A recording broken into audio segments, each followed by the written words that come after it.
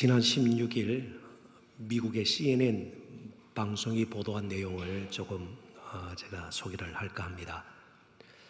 13일 아주 늦은 저녁 시간이었습니다. 콜로라도주 스프링필드라는 도시에서 음주 상태로 과속 운전을 하던 한 남성 운전자가 경찰 단속에 걸렸습니다.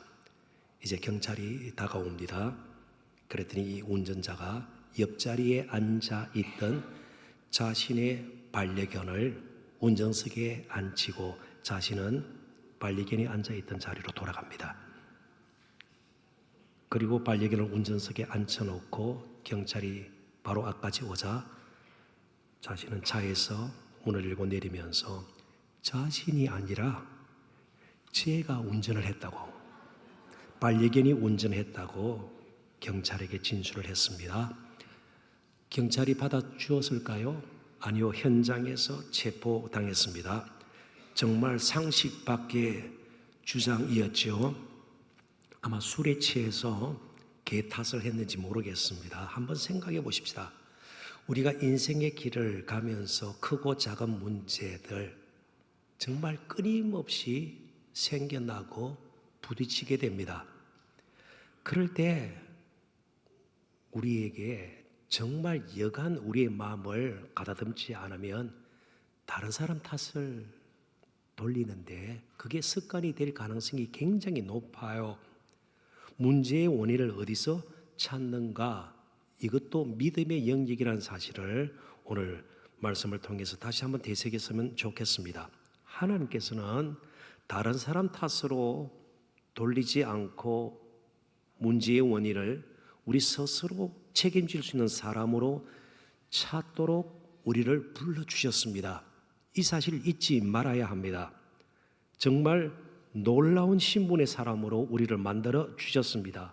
모든 것을 넉넉하게 책임질 만한, 그래서 때로는 용서를 구하기도 하고요, 자신의 잘못을 인정하기도 하고요, 하나님 앞에서 회개하기도 하고요, 때로는 결단해서 우리의 삶의 방식을 바꾸기도 하고, 그 말씀에 순종함으로 비록 어렵고 힘들지만 부름에 따라서 우리가 살아가면서 우리가 어떤 사람인가를 다시 한번 깊이 또 경험할 수가 있는 것이죠. 사도 베드로는 소아시아에 흩어져 있는 성도들, 이 베드로전서 편지를 받는 성도들입니다. 지금의 터키, 튀르기예 지역에서 흩어져 있는 그런 성도들이에요. 비록 그들이 어렵고 힘든 나그네의 길을 걷고 있지만 심지어 핍박과 박해가 조직적으로 이제 시작할 조짐이 보이는 굉장히 어려운 상황에 놓여 있는 그들이었지만 거룩하게 그래도 살아야 할 근거를 제시하는 거예요. 이미 여러 군데에서 사도 베드로는 그것을 강조를 했습니다. 거듭남, 산소망, 그리고 산돌 대신 예수 그리스도와 연합함으로 산돌이 되어서 신령한 집을 지어서 하나님 제대로 섬기는 거룩한 그런 제사장이 또 되고 말이죠. 그리고 거기에 이어서 사실은 큰 틀에서는 다 하나님의 은혜로 된 일이지만 오늘 본문에서는요, 그들이 가진 바뀌어진 신분이 그들로 하여금 거룩한 삶을 살게 하는 근거가 된다는 거예요. 무엇으로요? 바뀌어진 신분이에요. 이게 무슨 말일까요? 오늘날도 참 괜찮아 보이는 정치인, 인기 있는 연예인, 참으로 많은 사람들에게 각수발제를 받는 그런 유명 인사들이 전혀 다른 모습을 보일 때에, 그들의 신분에 합당하지 않고 다른 모습을 보일 때 사람들은 다 실망을 하잖아요. 오히려 더 큰 비판을 받지 않단 말이죠. 마찬가지로 저와 여러분을 이 세상의 소금으로 빛으로 부르셨다는 것은요, 이미 그렇게 살아갈 수 있도록 하나님께서 책임지겠다는 말이에요. 그만큼 세상이 어둡다는 뜻 아니겠어요, 역으로? 그만큼 세상은요, 부패 변질이 되기 쉬우니 그나마 우리가 양심껏 또 하나님께서 주신 신앙을 따라서 거룩한 삶을 살아내면서 세상을 맑게, 밝게, 그리고 더 아름답게 가꿀 수 있다는 것이 전제된 것 아니겠어요? 그러니까 하나님께서 저와 여러분을 빛과 소금으로 부르셨다, 이 말은 신분이 이제 바뀌었다는 겁니다. 그냥 세상에 속해서 섞여서 그렇게 사는 시절은 끝났다는 것이죠.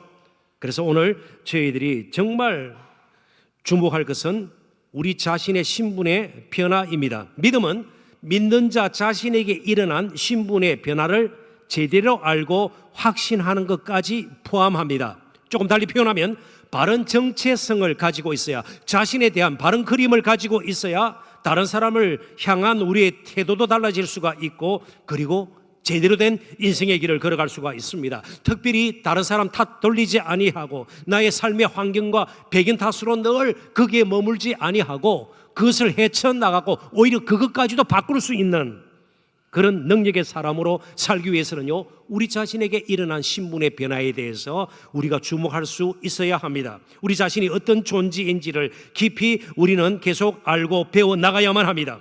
신분에 대한 자각 없이 삶의 변화를 기대한다는 것은 쉽지 않은 일이기 때문입니다. 저와 여러분이 어떤 사람입니까? 그것을 좀 더 우리 깊이 들여다보고 또 거기에 맞게 살아가기 위해서 필요한 일들이 무엇일까 좀 구체적으로 생각해 보도록 하십시다. 첫 번째는 하나님과의 특별한 관계로부터 모든 것을 시작해야 합니다. 그게 학업이든 생업이든 결혼이든 가정을 이루고 아이들을 키우는 모든 일이든요, 하나님과의 관계에서 벗어나면 벗어날수록, 하나님과 멀어지면 멀어질수록 그만큼 불행해서요, 그만큼 나쁜 일을 행하게 돼 있습니다. 절대로 좋은 삶 살아갈 수 없단 말이죠. 그러니까 우리가 하나님 앞에서 어떤 존재인가를 먼저 아는 것은 굉장히 필요한 일이죠. 자, 9절을 봅니다. 그러나 너희는 택하신 족속이요, 그러나 이 말 가운데서는요, 앞에 있는 내용이 연결이 되어서 전반대적인 이런 식으로 살지 말고 이제 너희들 자신이 누구인가를 제대로 알아라. 이게 전제된 접속사가 그러나예요. 그러나는 말은 앞에 있는 내용, 말씀을 순종하지 않음으로 인해 넘어진 일들과 달리, 그러니까 넘어지지 않는 것을 뛰어넘어 이제 너희는 택하신 족속이요, 왕같은 제사장들이요, 거룩한 나라요, 그의 소유가 된 백성이니 이는 너희를 어두운 데서 불러내어 그의 귀한 빛에 들어가게 하신 이의 아름다운 덕을 선포하게 하려 하심이라. 이 말씀은 출애굽기 19장 5절과 6절을 생각나게 합니다. 하나님께서 모세를 통해서 이스라엘 백성들에게 주셨던 말씀입니다. 한번 들어보십시오. 세계가 다 내게 속하였나니 너희가 내 말을 잘 듣고 내 언약을 지키면 순종하면 너희는 모든 민족 중에서 내 소유가 되겠고 너희가 내게 대하여 제사장 나라가 되며 거룩한 백성이 되리라. 너는 이 말을 이스라엘 자손에게 전할지니라. 그런데 실제로 이스라엘 백성들이 하나님께 주신 언약, 말씀을 순종하고 그 언약을 지켰습니까? 그러지 못했다는 것을 우리는 너무나도 잘 알고 있습니다. 그러니 궁극적으로 그들은 하나님의 진정한 소유도 제사장 나라도 그리고 거룩한 나라도 될 수가 없었습니다. 이스라엘은 실패했습니다. 그리고 가나안 땅에 들어가서는요, 그들의 신분 아무 관계없이 어떤 신분이 주어지고 관계가 없어요. 하나님께서 그들을 정말 애굽에서 이끌어낸 그런 분명한 의도 이런 것 전혀 무관심했습니다. 그냥 가나안의 7족 가운데 하나의 족속처럼 사는데 만족해버렸습니다.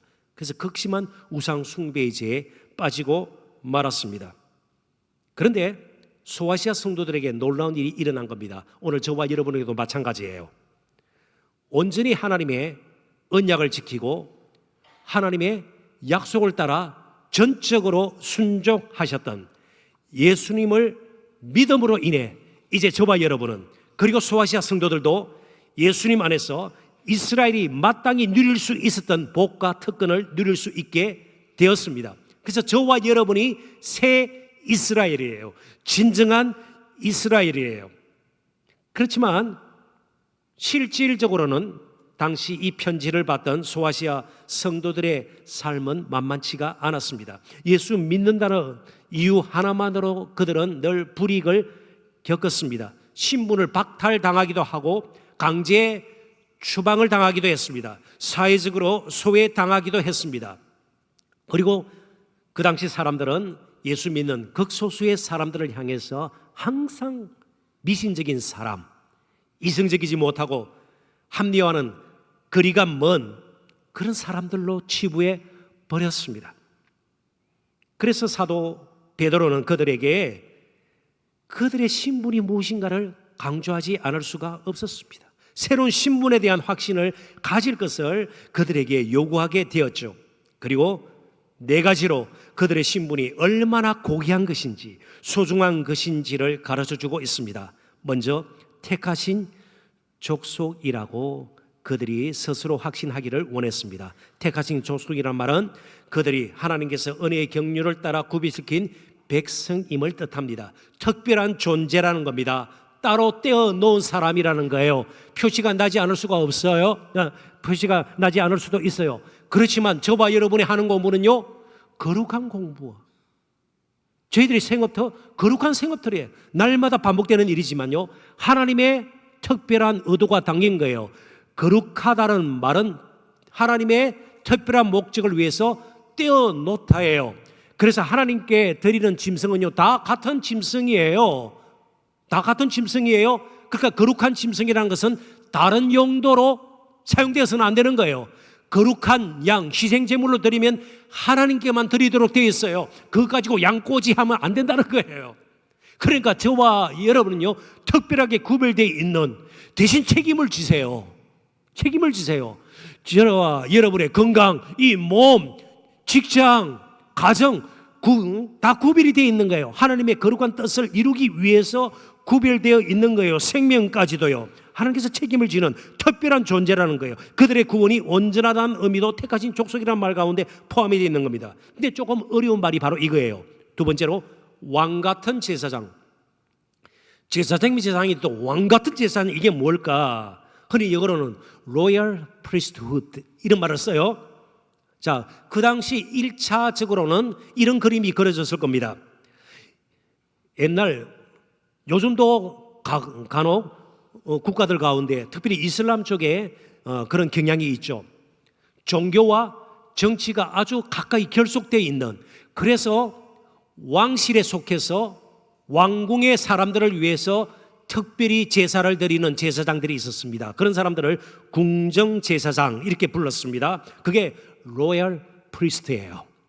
그런데 이런 이교도적인 그런 의미에서 사도 베드로가 사용된 것이 아니라 만왕의 왕이신 하나님께 신령한 제사, 5절에서 이미 살펴보았습니다. 그런 제사를 드리는 특별한 제사장, 하나님 나라에 속한 제사장, 그리고 이 제사장은 하나님을 향해서는요, 그렇게 정말 진정으로 예배를 드리고 하나님을 찬송할 뿐만 아니고 세상을 축복하는, 정말 복의 근원이 되고 통로가 되어서 세상의 아픔을 정말 자신의 삶 속에 담고 때로는 눈물 흘리면서 기도할 수 있는 사람들, 이게 왕 같은 제사장이에요.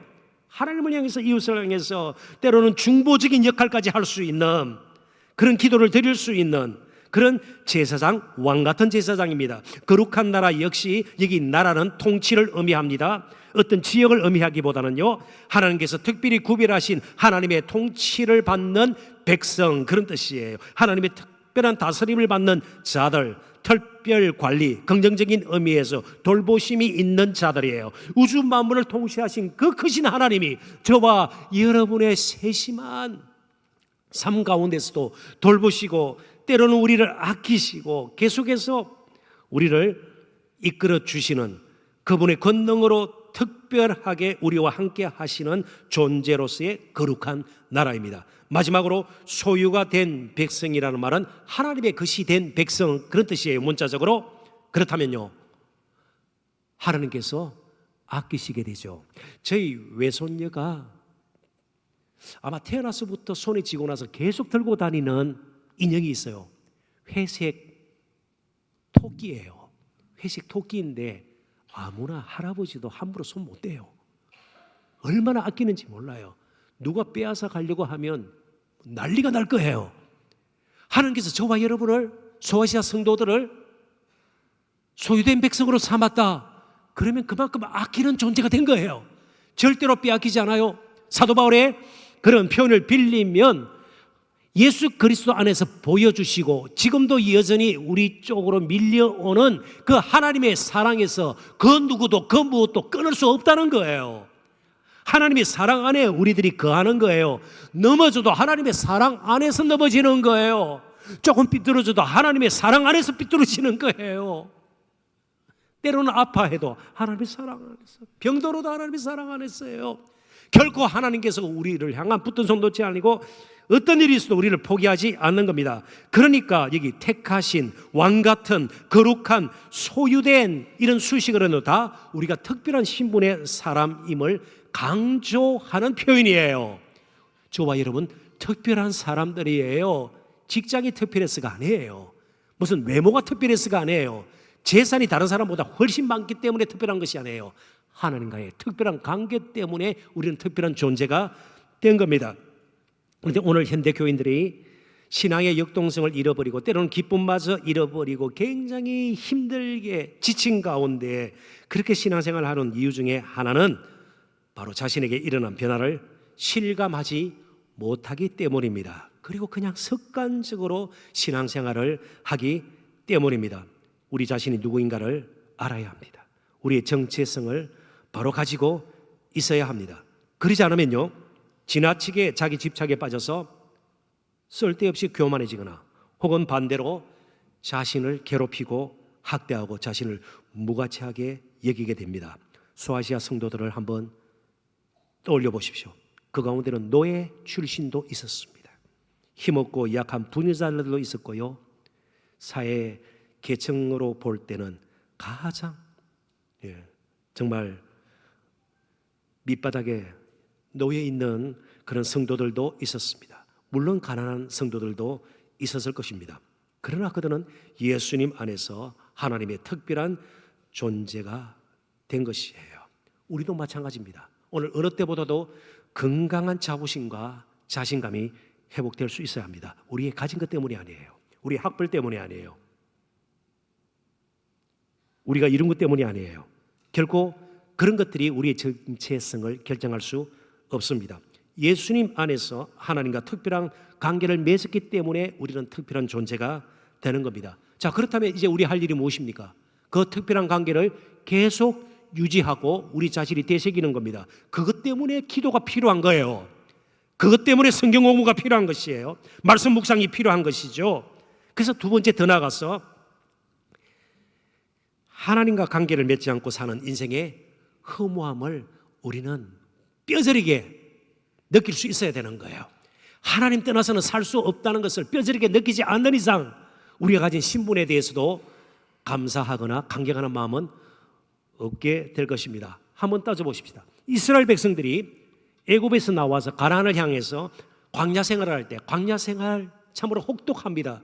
늘 같은 만나를 먹었습니다. 만나가 형편없는 음식이다, 그런 뜻이 아니에요. 정말 지루한 광야 생활을 해야만 했습니다. 그런데 그들이 애굽을 뒤돌아본다고 해서 광야 생활의 문제점들이 다 해결이 되었습니까? 천만의 말씀입니다. 애굽 돌아본다고 해서 물나는 것 아니었어요. 더위 피할 수 있는 것 아니었어요. 모든 것이 하나님의 특별한 존재이기 때문에 하나님께서 그들에게 만나를 내려주셨고요, 하나님께서 반석에서 샘물나게 하셨고요, 그들이 더위에 지치지 않도록 밤에 너무 추위에 떨지 않도록 구름 기둥과 불 기둥으로 그들을 보호하셨고요, 한 번도 가본 적이 없는, 요즘처럼 GPS가 있었습니까? 내비게이션이 있었습니까? 아니요, 하나님께서 그들을 이끌어 주셔서 가나안 땅에 들어갈 수가 있었습니다. 무슨 말이에요? 저와 여러분이 앞으로 무슨 일을 겪든 무슨 일을 하든 어디서 살든 나이가 어떻게 되었든 세상 방식으로 살면 좀 나아질 것이다, 오히려 더 빨리 성공할 것이다, 이 꿈부터 깨어버려야 된다는 거예요. 처음부터 끝까지 하나님을 떠나서는 살 수 없다. 하나님을 떠난 만큼 불행해진단 말이죠. 그렇기 때문에 두 번째로 나눌 주제가 허무한 인생입니다. 그러니까 우리가 늘 제대로 잘 살 수는 없지만, 늘 그렇게 살았으면 좋겠지만 그러지 못한 것이 현실이에요.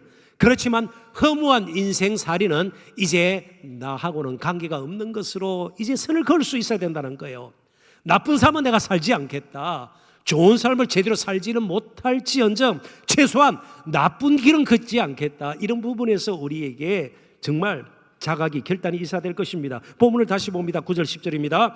그러나 너희는 택하신 족속이요 왕같은 제사장들이요 거룩한 나라요 그의 소유가 된 백성이니 이는 너희를 어두운 데서 불러내어 그의 귀한 빛에 들어가게 하신 이의 아름다운 덕을 선포하게 하려 하심이라. 너희가 전에는 백성이 아니더니 이제는 하나님의 백성이요 전에는 긍휼을 얻지 못하였더니 이제는 긍휼을 얻은 자니라. 특별히 10절에서 사도는 전에는 이 말과 이제는 이 말을 두 번씩이나 대조하면서 예수 믿기 전의 삶이 소아시아 성도들이 이교도적인 삶을 살 때 얼마나 허망했는지, 그리고 이제 비록 어리고 힘들지만 성도가 되었다면, 하나님의 특별한 존재가 되었다면 그때의 삶으로 돌아가선 절대로 안 된다는 것을 가르치고 있는 거예요.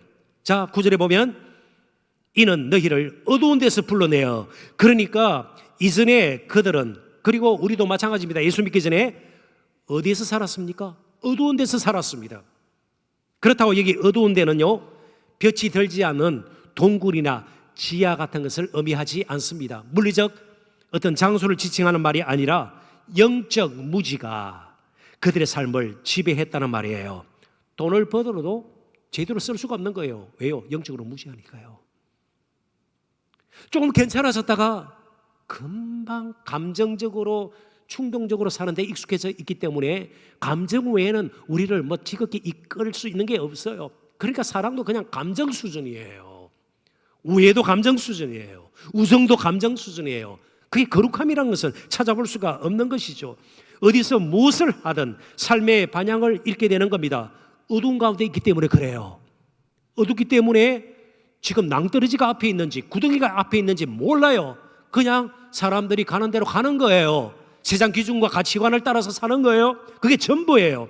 그러다 보니까 세상 영광 외에는 구할 것이 없습니다.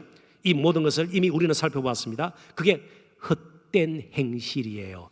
헛된 생활 방식, 라이프 스타일. 여러분, 생활 방식을 바꾸는 것은 쉬운 일이 아니에요. 그렇습니다. 사는 집이 좀 좁으면 이사 갈 수 있죠. 차 바꿀 수 있어요. 돈 있으면 다 할 수 있는 거예요. 옷도 멋진 옷으로 바꿀 수 있죠. 생활 방식 바꾸는 일은 스스로의 힘으로는 불가능합니다. 아쉬워할 수 있죠. 조금 후회하기도 하죠. 뉘우치기도 하죠. 근데 그게 전부예요. 방향을 잡을 수가 없는 겁니다. 하나님의 백성이 아니니 하나님의 돌보심이 없는 거예요. 그리고 긍휼하심도 없다고 그래요. 오늘 본문에 나와 있습니다. 그러다 보니까 문제가 닥치면 여지없이 무너지고 맙니다. 때로는 별것 아닌 것에 인생을 걸 정도로 집착하게 되는 거예요. 하나님의 심판과 진노 아래 영원한 멸망에 처한 공고한 인생, 정말 괴로운 인생길을 걸을 수밖에 없다는 겁니다. 이스라엘 백성들이 우상 숭배의 죄에 빠져서 그런 상태에 놓여 있었습니다. 그래서 이제 호세아 얘기를 조금 할게요. 호세아는 이스라엘의 선지자였습니다. 특별히 북이스라엘의 선지자였고 북이스라엘 여로보암 2세 때 활동했던 선지자입니다. 여로보암 2세라는 왕은 솔로몬 이후에 가장 세속적으로, 세상적으로 볼 때는 부강했던 나라의 왕이에요. 그런데 이 호세아를 하나님께서는 창녀 출신 고멜과 결혼하게 합니다. 굉장히 비극이죠. 불행이죠. 그럼에도 불구하고 호세아는 창녀와 결혼을 해요. 그리고 아이를 갖게 됩니다. 고멜이 아이를 갖게 될 때에 이제 낳을 아이의 이름을 통해서 이스라엘의 영적 상태를 하나님께서 진단하고 고발하는 거예요. 자, 호세아서 1장 6절과 9절을 이어서 제가 읽어드리도록 하겠습니다. 고멜이 또 임신하여 딸을 낳음에 여호와께서 호세아에게 이르시되 그의 이름을 루함마라 하라. 로라는 말은 아니요, no예요. 루함말은 아주 간략한 의미로 긍휼입니다. 긍휼이 없다, 긍휼 아니다. 긍휼이 여김을 받지 못하는 자로서의 이스라엘을 고발하는 거예요. 내가 다시는 이스라엘 족속을 긍휼히 여겨서 용서하지 않을 것임이라. 그리고 둘째 아이를 또 낳습니다. 여호와께서 이르시되 그의 이름을 로암미. 로가 뭐라고요? 아니요, 암미는요 나의 백성, 그런 뜻이에요. 내 백성이 아니라 라고 하라. 너는 내 백성이 아니요 나는 너희 하나님이 되지 아니할 것임이니라. 그런데 이스라엘은 돌이키지 않습니다. 하나님의 긍휼 없이 살게 돼요. 하나님의 돌보심 없이 살게 돼요. 하나님의 백성으로 거룩한 열매를 맺지 않고 살게 됩니다. 그리고 북쪽 이스라엘은 아수르의 멸망을 당하고요. 갈라져 있던 나라 남쪽 유다는 바벨론에게 나라가 없어지고 맙니다. 그리고 거의 2500년 이상 지나서 오늘 이스라엘이 다시 나라가 만들어진 거예요. 그런데 놀라운 일이 이제 일어납니다. 호세아서 2장 23절 잘 보십시오. 내가 나를 위하여 그를 이 땅에 심고 긍휼히 여김을 받지 못하연 자를 긍휼히 여기며 내 백성 아니었던 자에게 향하여 이르기를 너는 내 백성이라 하리니. 누구 안에서요? 예수 그리스도 안에서. 그들은 이르기를 주는 내 하나님이시라 하리라 하시니라. 저와 여러분이 그런 복을 받게 되었습니다. 그러니까 우리의 신분이 얼마나 소중한가. 하나님께서 함부로 우리에게 그런 신분을 주신 것이 아니에요. 자, 그렇다면 최소한 무엇이 허무한 삶인지 정도는 알아야 합니다. 특별히 우리 자녀손들, 여기 청년들도 계시지만요, 하나님 떠나서는 허무한 인생길을 그냥 가는 거예요. 악과 고통은 따르게 마련입니다. 나쁜 삶을 살아갈 수밖에 없게 됩니다. 돈으로 해결할 수가 없는 거예요. 학벌로 학위로 해결할 수가 없는 거예요. 사람들의 눈치를 보고 사람들이 나를 어떻게 평가가, 이 정도 가지고는 우리의 삶의 방식이 바뀌지 않아요. 오직 예수 그리스도 안에서 바뀔 수밖에 없는 겁니다. 그렇다면 이제 우리에게 결단이 필요하지 않아요? 그래서 이쯤에서 저는 참 제가 좋아하는 시인이 있어요. 한민복 시인이라는 분인데 또 짧은 시를 썼습니다. 반성이라는, 반성, 그죠? 우리가 반성문을 쓴다 할 때 그 반성이에요. 이 짧은 시에서 너무나도 재미나게 표현을 했습니다. 한번 이 시를 볼까요? 늘 강아지 만지고 손을 씻었다. 그렇죠. 혹시 다 그런 건 아니지만 개털에 개비류개라도 있을 수 있고, 그래서 개털을 우려해서 늘 강아지 만지고 손을 씻었다. 내일부터는 손을 씻고 강아지를 만져야지. 손을 씻는 것은 동일한 행위예요. 그렇지만 강아지를 향한 생각과 태도가 달라졌어요. 저는 여러분들이 갑자기 좀 거룩하게 직업을 바꾸십시오. 이제 가정을 떠나서 어디 수도원에 들어가서 기도만 하십시오. 아니에요. 공부하지 마세요. 기도만 하세요. 아니에요. 같은 공부예요. 같은 직장생활이에요. 같은 사업이에요. 같은 가정이에요. 거의 비슷한 사람들이 늘 주위에 있어요. 그런데 마음의 생각과 그리고 태도를 바꾸면 달라지는 거예요. 그렇게 우리의 생각과 태도를 바꿔주는 것이 뭔가요? 하나님과의 특별한 관계요. 그리고 이 세상에서 얻을 수 있는 것, 주는 것은 필요할 따름이죠. 하나님의 뜻을 이루기 위해서 더 거룩하게 살면서 이 세상을 회복시키는데 내가 도구로 삼을 수 있는 것이지 그 자체가 목적은 아니라는 것을 우리는 기억해야 합니다. 반성, 엄청난 반성을 했나요? 아닙니다. 손 씻는 시간을 달리했을 따름입니다. 거룩은 뭐 대단한 것을 요구하지 않아요. 뭐 생명을 내어 바치고 헌신하고요, 집을 팔아서 뭐 바치고요, 전 재산을 내어놓고 이런 게 아니에요. 순간순간 결단하는 거예요. 뭐 예를 들면 이런 것이에요. 우리가 도림천역에 산책 많이 하잖아요. 사람 오는데 가래찜 함부로 뱉지 않는 거, 죄송합니다만 그냥 삼키는 거예요. 휴지까지 같으면 휴지에 뱉고 주머니에 넣었다가 집에 가서 버리는 거예요. 혹은 붐비는 주차장, 그런데 삐딱하게 차를 세워서 두세 대 세울 수 있는 자리를 차지하는 거 아니에요. 수고스럽지만 여러 번 왔다 갔다 하면서 선 맞춰서 하는 거예요. 그런 거예요. 언젠가도 말씀드렸죠. 조금 음식이 부족하다 이렇게 보이면요, 젓가락을 먼저 놓는 것, 그게 거룩이에요. 다른 사람의 유익을 생각하는 거예요. 사랑은 나의 유익을 쫓지 않고 다른 사람의 유익을 쫓는 것이다. 그걸 구하는 것이에요. 좀 참고 조금 손해볼 줄 알고 순간순간 결단이 필요해요. 그러지 않고서는요, 어렵고 힘들 때만 하나님 찾게 되는 거예요. 늘 우리 자신의 행복과 안녕만을 위해서 기도하게 되는 거예요. 필요 없다는 뜻이 아니에요. 그런 기도가 필요해요. 우리는 공급받아야죠. 그러나 보다 적극적으로 능동적으로 거룩한 열매를 맺기 위해서는요, 그런 것을 좀 뛰어넘는, 그래서 정말 우리의 태도를 바꾸고 가치관을 바꾸고 그리고 우리의 여러 가지 우리에게 주어진 것들을 사용하는 그런 순간순간마다 거룩한 결단이 필요하다는 겁니다.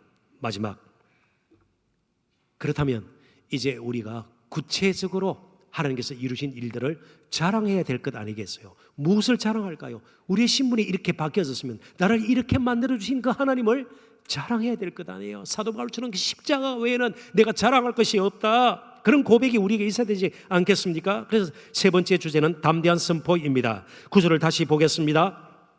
그러나 너희는 택하신 족속이요 왕같은 제사장들이요 거룩한 나라요 그의 소유가 된 백성이니 이는 너희를 어두운 데서 불러내어 그의 귀한 빛에 들어가게 하신 이의 아름다운 덕을 선포하게 하려 하심이라. 여기 덕으로 번역된 헬라어 단어는요, 당시 그리스 로마 문화권에서도 굉장히 중요한 단어였습니다. 자선행위 혹은 다른 사람을 위해서 하는 여러 가지 수고 등 이런 것들로 칭송을 받기에 합당한 자의 탁월한 성품을 이 덕으로 표현을 했습니다. 자, 그렇다면 성도들에게는요, 예수님 안에서 행하신 일로 찬양받으시기에 합당한 하나님의 성품 혹은 그 물의 본질적인 아름다움, 그것을 뜻하는 말이 될 것입니다. 그러니까 하나님의 덕을 우리가 선포한다는 말은요, 공적으로 모였을 때 함께 예배하는 거예요. 하나님의 이름을 송축하는 거예요. 정말 찬양과 경배를 드리는 거예요. 그리고 밖을 향하여서는요, 하나님의 하나님 되심을 선포하고 예수 그리스도 안에서 이루어놓으신 아름다운 그 행적을 선포하는 거예요. 그게 뭐예요? 복음을 전하는 겁니다. 그게 라이프 투게더의 본질이죠. 우리의 예배가 정말 살아나야 합니다. 그렇다면 우리의 신분이 무엇인가 늘 잊지 말아야 할 것입니다. 그리고 예수 그리스도의 증인의 사명을 다해야 합니다. 라이프 투게더를 앞두고 있습니다. 이제 잠시 후면 저희들이 태신자들을 작정하게 될 것이고 계속해서 그 이름을 두고 기도하게 될 것입니다. 잘 준비해야 할 것입니다. 예수님 안에 있는 생명을 나누고 전하는 일, 정말 우리들은 계속 감당해야 합니다. 담대히 복음을 선포해도 좋을 만큼 우리는 이미 주 안에서 대단한 신분의 사람들로 부름을 받았습니다. 이제 말씀을 맺습니다. 사도 바울이 이제 로마 황제 가이사에게 재판을 받겠다고 호소를 했습니다. 그래서 그는 죄수의 몸으로 로마를 향하게 됩니다. 가는 도중에 가이사라는 곳에 머물게 되는데 거기에서 그의 말을 듣고자 하는 베스도와 아그리파 두 왕 앞에서 그가 고백하고 선포했던 내용입니다. 죄수의 몸으로 말이죠. 로마에 가기 전입니다. 사도행전 26장 29절입니다. 바울이 이르되 말이 적으나 많으나 당신뿐만 아니라, 특별히 아그리파 왕을 지칭합니다. 당신뿐만 아니라 죄수가 왕에게 이런 말을 하는 거예요. 오늘 내 말을 듣는 모든 사람도 다 이렇게 결박된 것 외에는 지금 죄수의 신분입니다. 그리고 실제로 사도의 길을 가면서 많이 매를 맞기도 하고 옥에 갇히기도 하고 굶기도 하고 억울한 일을 당하기도 하고 때로는 인생의 정말 미물, 쓰레기 취급을 받기도 했습니다. 이런 거 외에 나와 같이 되기를 하나님께 원하나이다 아니라. 제가 1983년에 총신신학대학원에 입학했던 것 같습니다. 젊은 시절이었습니다. 가던 인생의 길을 바꾸고, 그리고 40년이 지났죠. 누가 물어보면요, 뭐라고 대답할 것 같아요? 물론 목사가 다 되라는 말이 아니에요. 나와 같이 되기를 원하나이다. 뭐 실컷 돈 써보고 엄청난 집에 한번 살아보고, 예? 한번 누릴 거 다 누려보고 못 그랬는지도 몰라요. 그렇지만 예수 제대로 믿고 이 땅에 없는 하늘의 것들로 기뻐하고 즐거워하고, 그래서 후회 없이 이 모든 것들을 다른 사람에게도 전하고 후세대에게 물려주고. 여러분들은 어떻습니까? 나와 같이 되기를 원하나이다.